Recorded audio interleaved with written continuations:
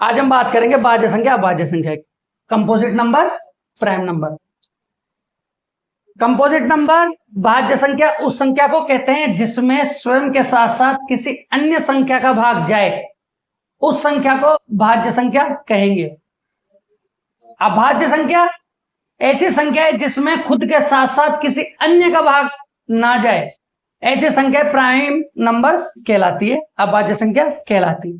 देखते हैं, एक के बारे में बाद में बात करेंगे। दो देखते हैं, दो में किसका भाग जाता है?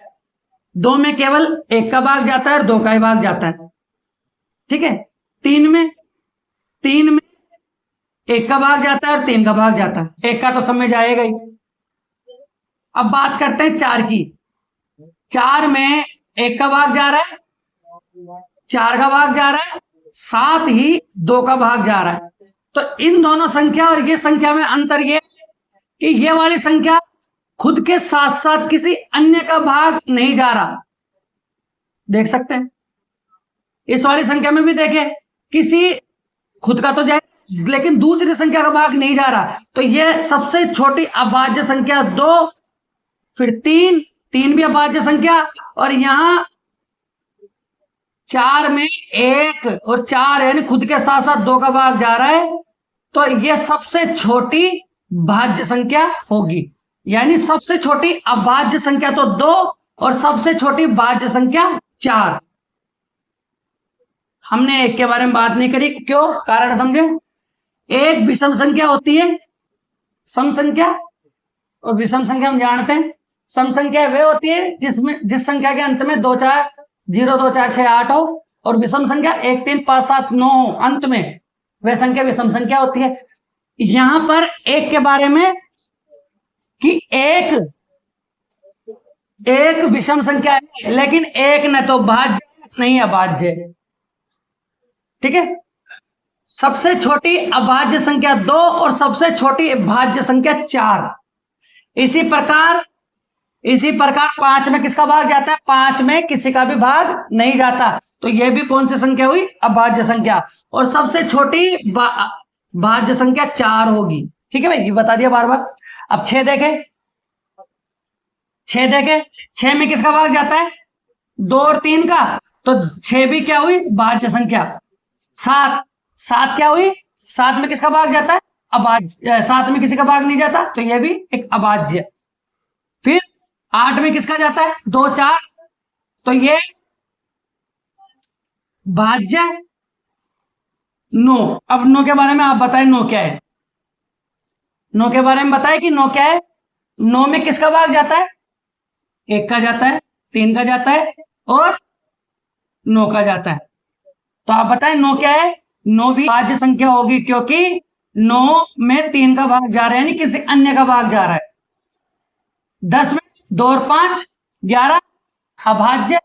12 भाज्य, क्योंकि 2 4 6 8 सॉरी 2 4 6 का भाग जा रहा है। 13 अभाज्य। 14 भाज्य। 15 आप बताएं। 15 विषम संख्या है, 9 की जैसे विषम संख्या तो है, 3 का भी भाग जा रहा है और 5 का भी भाग जा रहा है, और तो यह भी क्या होगी? एक भाज्य संख्या। उसी प्रकार 16 भाज्य संख्या। 17 किसी का भाग नहीं जाता, अभाज्य संख्या। 18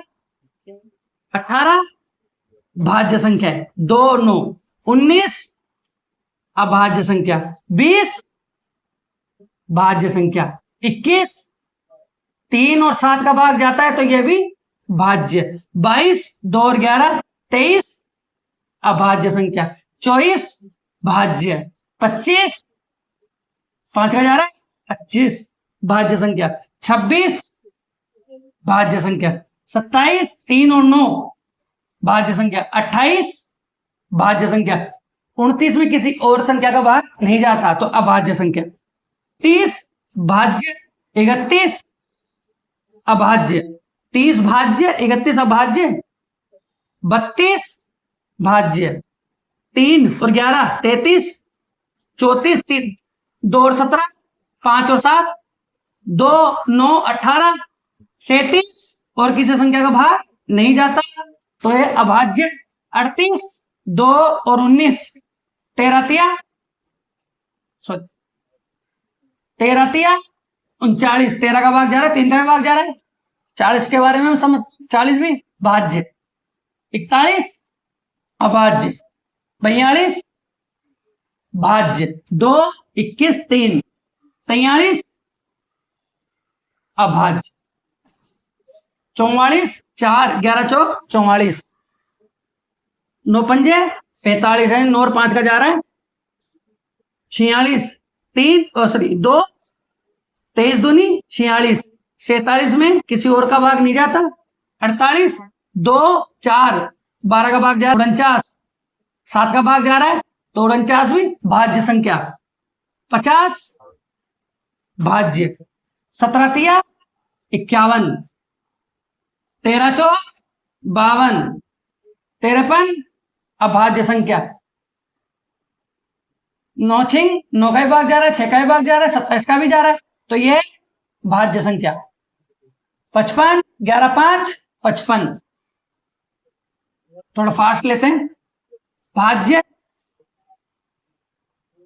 19 तिया 57, ये भी भाज्य क्योंकि 2 का जा रहा है, अभाज्य, भाज्य, अभाज्य, भाज्य, ये भाज्य, 3 का भाग जा रहा है, 2 का भाग जा रहा है, 4 का भी भाग जा रहा है, 5 का, इनमें किसी का भाग नहीं जा रहा, इसमें भी भाग जा रहा है, इसमें किसी के और का भाग नहीं जाएगा, इसमें भी जा रहा है, इसमें नहीं जाएगा, देख सकते हैं अभाज्य, अभाज्य,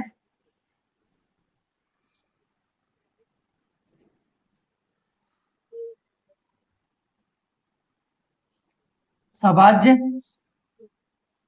सब ये भाज्य है।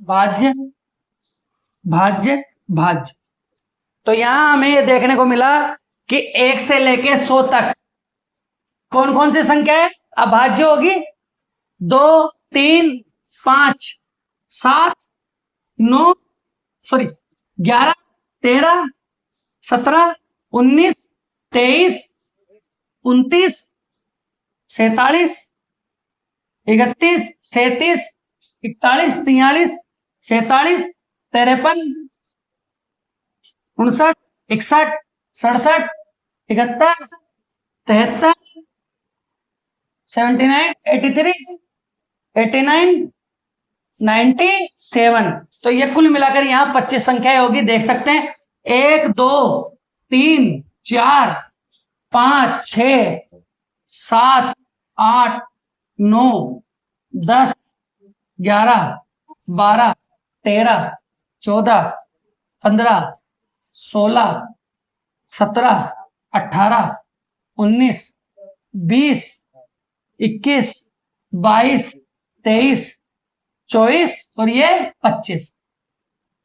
अब यहां हम आज के हमारे जो हमने आज टॉपिक पढ़ा है इसमें ये बातें समझ सकते हैं कि सबसे छोटी अभाज्य संख्या 2 और सबसे छोटी भाज्य संख्या 4। और एक बात और देखने को यहां मिलता है, देखे और सब कि जो भी भाज्य संख्या है जो भी अभाज्य संख्या है वो हमेशा 6 से भाग जाने वाली संख्या के इर्द गिर्द होगी। देखे 5 और 7 6 के बीच, 6 बीच में, 11 और 13 12 बीच में इसके, इसी प्रकार 18 के आसपास 17 और 19, 24 के पास में 23, 30 के पास में 31 और 29, 36 के पास में 37, देख सकते हैं आप 42, 6 से मल्टीप्लाई संख्या है ये सब, और इनके आसपास देखो सब अभाज्य संख्या है। 48 के पास में 47, 54 के पास में 53, 60 के पास में 59 और 61, 66 के पास में 67, 72 के पास में 71 और 73, और 78 के पास में ये 79, 83, 84 के पास में 83, 90 के पास में 89 और ये 96 के पास में 97, यानी हम कह सकते हैं, देख सकते हैं यहाँ पे कि हमेशा संख्या जो भी अभाज्य संख्या होगी वो कंफर्म रूप से 6 के आसपास ही होगी। यहां हम ध्यान रखना एक बात कि 6 के आसपास हमेशा अभाज्य संख्या होगी, लेकिन यह जरूरी नहीं है कि 6 के पास जो संख्या हो वो अभाज्य संख्या होगी। सॉरी, 6 से भाग जाने वाली संख्या के पास में, कि जैसे देखो 6 के आसपास 5 और 7 है तो अभाज्य हुई, 12 के आसपास है 11 13 तो अभाज्य हुई। ठीक है, 18 के पास में 17 19। अब देखे आगे देखे, अब मैंने कहा आपको कि 6 का भाग 24 में जा रहा है तो 23 तो अभाज्य है, लेकिन 25 भाज्य है। कि यह जरूरी नहीं है कि जो 6 से भाग जाने वाली संख्या के आसपास हो वह अभाज्य हो, लेकिन कंफर्म 6 के पास जो 6 से भाग जाने वाली संख्या के पास होगी वह हमेशा अभाज्य संख्या होगी। देख सकते हैं भाई 41 और 43, 54 के पास में जरूरी नहीं है कि 55, लेकिन 53 है, 67। ठीक है साहब।